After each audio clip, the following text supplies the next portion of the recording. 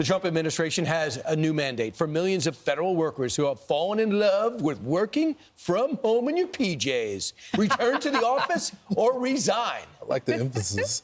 Senior White House correspondent Peter Doocy has the details on the buyouts being offered to those employees. Good morning, Peter. Good morning. The feds, the new Trump team, thinks they could save $100 billion taxpayer dollars because they think that many people, that many federal government employees are going to reply to an email they got last night with the word resign.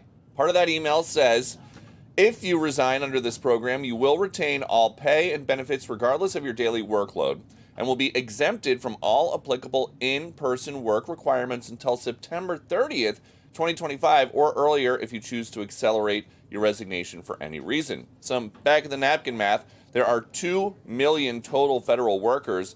6% of federal employees work full-time in the office. They think 200,000 would take this buyout. That's how they get to $100 billion in savings. The Trump team did not single anybody out with this email last night. Everybody got it. But they did single out General Mark Milley.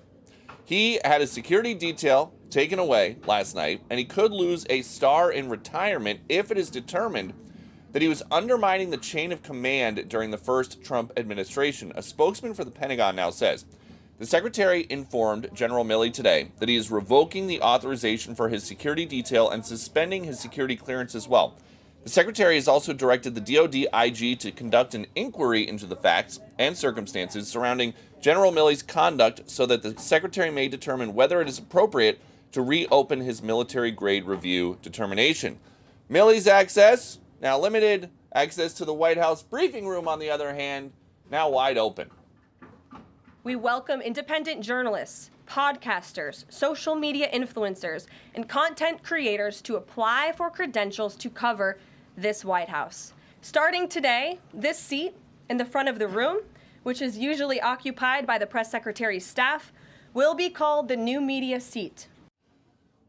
Karoline clearly did her homework. She was very well prepared to talk not only about the issues of the day, but also about everything that her boss had already answered, which is probably kind of hard when he is answering questions off the cuff roughly 10 times a day.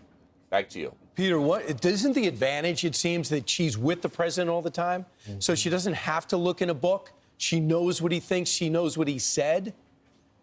That helps a lot. But also just when the president is making it known so often what he thinks about stuff. There was nothing yesterday where she said, I haven't heard the president talk about this yet. I'd have to ask him.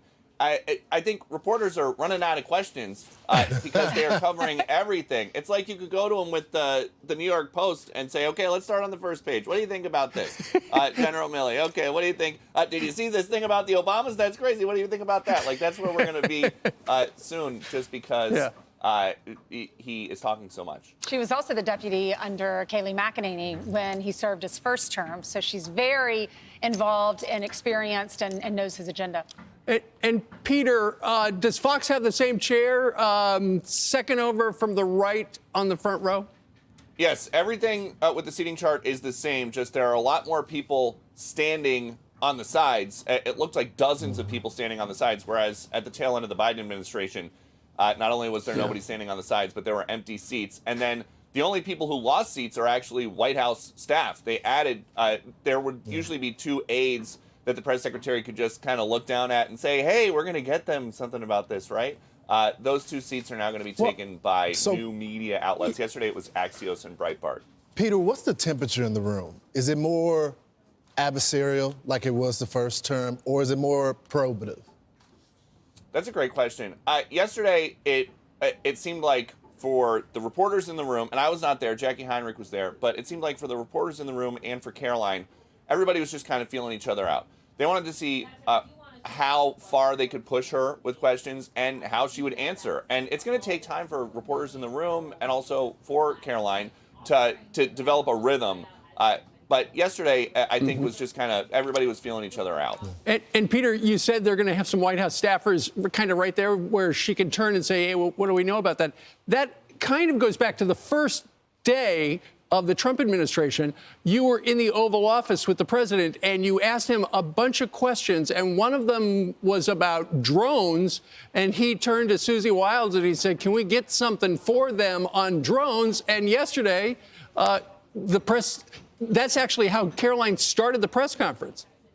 Yeah, some good constituent services there, because it was only a week after I asked the president what the deal was with those drones over New Jersey that we heard so much about, and now we hear nothing about. And she went out there with a message from the president who did get to the bottom of it, or at least got to the bottom of what they can say publicly. And he said these were FAA-authorized drone flights that then were joined by a bunch of hobbyists who were putting up their own drones to see what was going on, but they were not adversarial. That is a huge news story that obviously there's so much going on. There are so many huge news stories, but that is a really, really big one.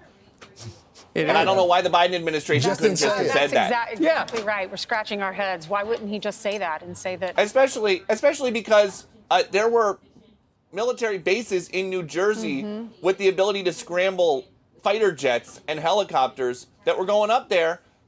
Nobody from the Biden White House could call and say, hey, these are FAA authorized, joined by some hobbyists. It's not the enemy. Could have been Put easier. the jets down. Save the gas.